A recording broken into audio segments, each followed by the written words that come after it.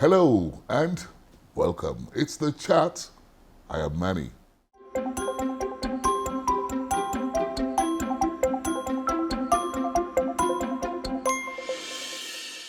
My guest on the program this week is remarkable and has a very stainless career.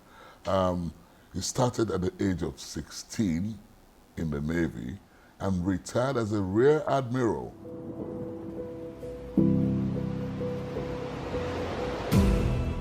Rear Admiral Muazu Salami is a naval officer, a policy strategist, military administrator, a logistician, teacher, and the youngest admiral to retire from the Nigerian Navy. Born in Kaduna in the early 60s in Kaduna State, Nigeria, the Kogi State indigene attended St. Joseph Nursery and Primary School, Ilorin, then proceeded to the Federal Government College, Ilorin, Kwara State. He is an alumnus of the School of Basic Studies, Ilorin, Kwara State. At the age of 16 in 1980, he became a cadet at the Nigerian Defense Academy as a member of the 27 regular course, marking the beginning of his military career and education. Muazu attended several military courses both within Nigeria and overseas. He holds a diploma in policy and strategic studies from the Escola Superior de Herrera in Brazil and a certificate of George C. Marshall Center of European Regional Security from Germany. Throughout his military career, he headed numerous bits. He was the Director of Supply at the Navy Headquarters, the Commanding Officer Naval Air Station based in Ojo area of Lagos State, the Director of Operations at the Navy Headquarters. He was also the Chief of Staff to the Eastern Naval Command, Director of Administration at the Nigerian Defense Academy in Kaduna State, the Chief of Defense Administration at the Defense Headquarters, and many other appointments. After 38 years of active service, he retired at the age of 54 and is on record as the youngest admiral to retire from service voluntarily in 2018. For his meritorious years of service, he is a recipient of the Forces Service Star, the General Service Star, and the Distinguished Service Star.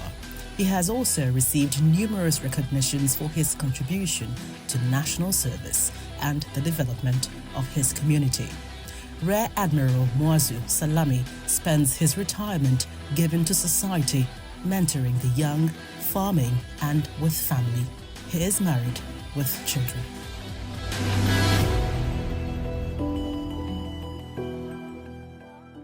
Welcome to the program, Admiral Muazu Salami. It's a pleasure meeting you this afternoon, Manny. What was your hurry? Why, did you have to go straight into the Navy at that age? Other people would have done things, with their lives. And you went straight into the Navy at the age of 16. I think I was influenced by one or two relations who were then in the Navy. My late father had one of his seniors in secondary school then when they were in secondary school in Government College, Kefi. He also retired as a Commodore, is late now. And we had one or two people from my area too who were in the Navy, were officers, and some relations too were in the ratings. So I think my association with them and my visits during holidays to Lagos, when I had the opportunity to stay in the barracks. When was the first time you saw a seaman? I think I must have seen a seaman when I was very small, maybe at the age of 7. I started interacting with some relations that were in the Navy. What was your background like?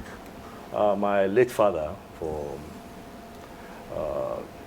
was a teacher, a mentor, was a lecturer of repute in the then Old Kwara State. He happens to be one of the first people to have gone to university. I think he finished university in 1963 with read physics then in the University of Ibadan. My grandfather on the maternal side, the person was at one time Nigerian ambassador because my late grandfather died, so his younger brother who took care of my mother was a Nigerian first ambassador to I think Britain, France, then later Alhaji Abdul Malik was my maternal grandfather. My paternal grandfather too Was a prince. Basically, both sides. Then community was more of a royal. So you come from a royal background. Yes. And then you were not lacking anything, according to you. I wouldn't have said I don't. And so you went into the Navy not lacking anything and not looking for anything. I joined the Navy one out of interest by association. I then joined the Navy because I was looking for material satisfaction. I think I joined the Navy at that age. So first of all, to serve my nation, and we needed an adventure as a young man. You needed to see life. And I think I felt the military just gave me that opportunity to express myself. What kind of family do you have? Do you have siblings, people who are younger or older than you? Incidentally, I'm the firstborn in my... You're the first? Firstborn, the first boy. It must be very worrying for someone like your mother that's, you know, as the firstborn, you go into the Navy and put your life at risk. I think my mother has been actually very supportive. I remember when I was about 9 years old. My dad then was in the US for a program. Actually, my dad did not even know that I wrote Common Entrance. It was my mother that just took me to write Common Entrance. And when he came back from US after a program, he was surprised that actually I wrote Common Entrance, and he was surprised that I passed. So that was how I started. I had to leave my classmates in primary school. Then I left them behind. I was in primary 5. It was just supposed to be a trial run, but I think I did well. And I was given admission then to start my secondary. So who were those encouraging you at that age? My mother and my father were quite supportive. They were the major people. Yeah, what about outside the home there? I didn't... Which military officer did you look up to? Maybe, like I told you, my dad had at least one of his seniors who retired as a Commodore in the Navy then. They were very close, and was always talking about him. Of course, because of the school they went to then, Government College, Kefi, most of the initial officers that were in the armed forces then went to that Government College, Kefi. So he was always talking about them, and he told me when he was younger that he actually had a dream of being in the army. So I felt, okay, well, maybe since he couldn't go to the military, I could maybe fulfill his dream. So you actually lived your father's dream? I believe I lived his dream, though he died when I was just a Did you think you lived it successfully? I feel so. In his grave, we should believe, he should be happy in his grave that I lived it successfully to stay for that length of time. Today, you look back and you say, I've had a very successful military career.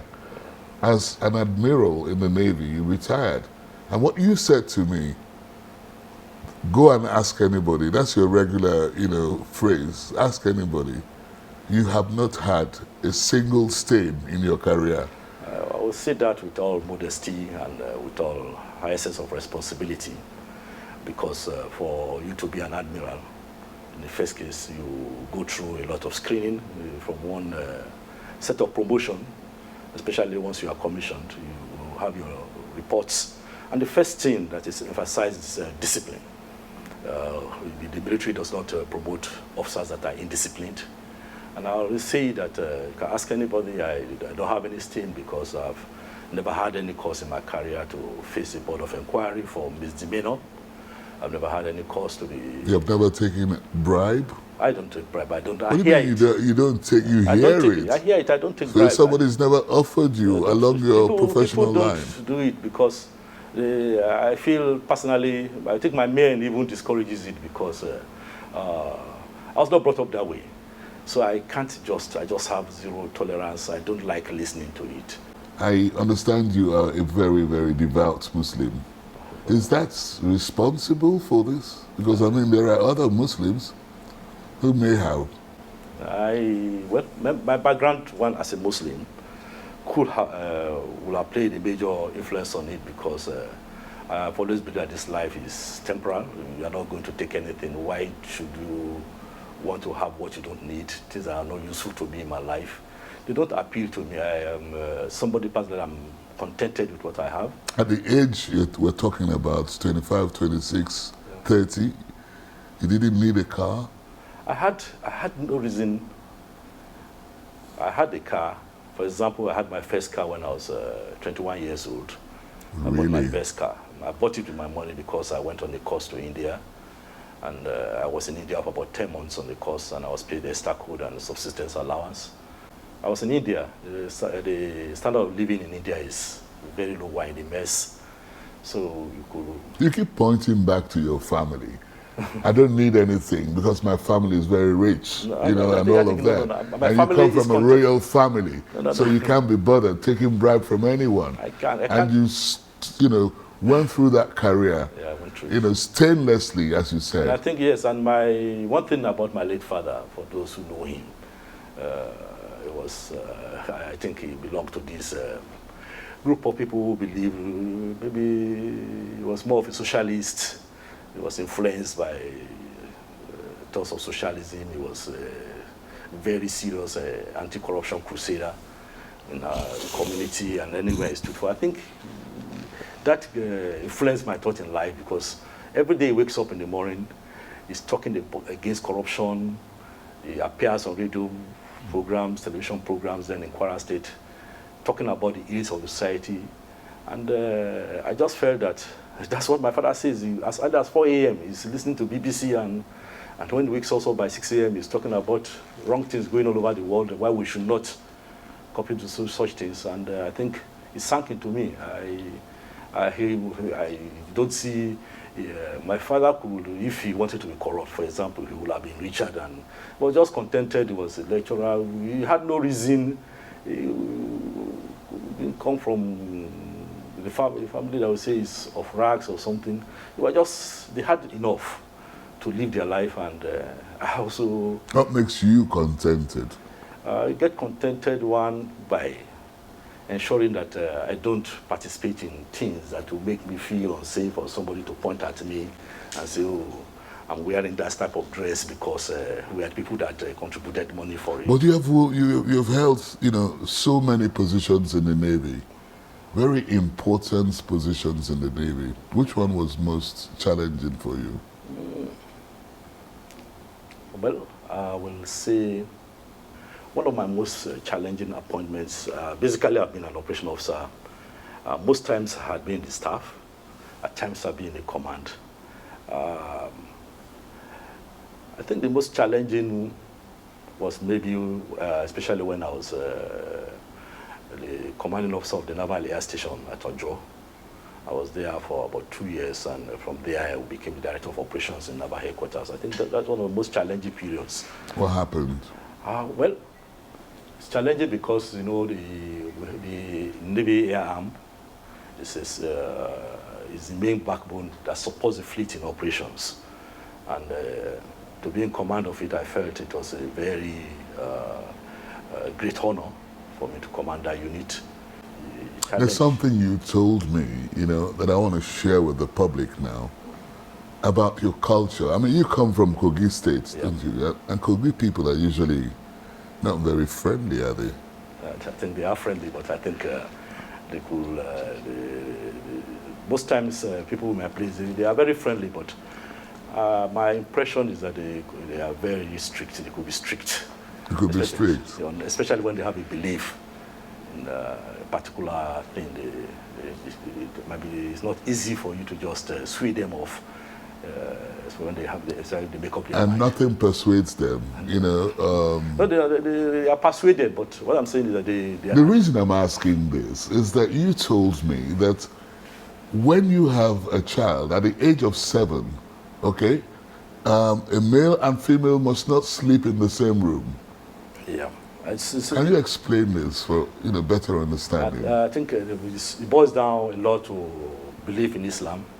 As much as possible, kids are separated at a young age, and I experienced it because I was the firstborn, the first son. I had about 4 sisters after me, and one of them is late. Also rest in peace. So there was no way me and them would sleep on the same bed. So Why because is that? it's against Islamic principles for male and female children. I've never heard this before. And I'm sure many people have not heard this before. That as you know, the father of your 2 children, a male and a female, at the age of 7, cannot sleep on the same bed. It's not advisable. Islam, as much as possible, abhors it, except if you don't have a way to avoid it. But if you have a means to avoid it, it is encouraged that the male and female children don't sleep on the same bed. As much as possible, you put them in separate rooms. Pick a question. You pick a question, then you read the question. The question is question number 2. Okay. So after 38 years of active service, what are you doing with all that knowledge and skills you possess? 38 years is enormous experience, period. My goodness, what have you been doing with all of that? After this 38.5 years, what I now do, initially I have a small farm just to keep myself busy physically, at least. But the last 2 years, I've been involved more in mentoring.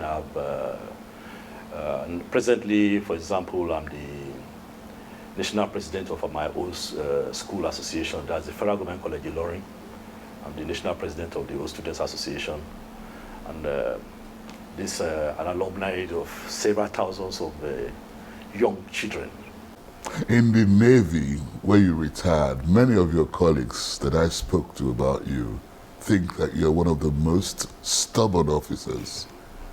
Very uncompromising. Well, they have a right to their opinions about. Is that true? I don't think so. I think maybe people may say I'm stubborn. That's their own opinion. But I think I might be uncompromising, especially when it gets to the issue of what I believe is right. Can you give an example of what you don't agree with, and you know people think you're stubborn? You know. For example, I do agree with lobbying. For example, I don't know why people don't want to. Because of my career, I've come across so many people who have come and meet me. Please, I want if you could influence me to serve in so place. Can you help me to serve in so office? And so you've never helped anyone in your life? In your career? No.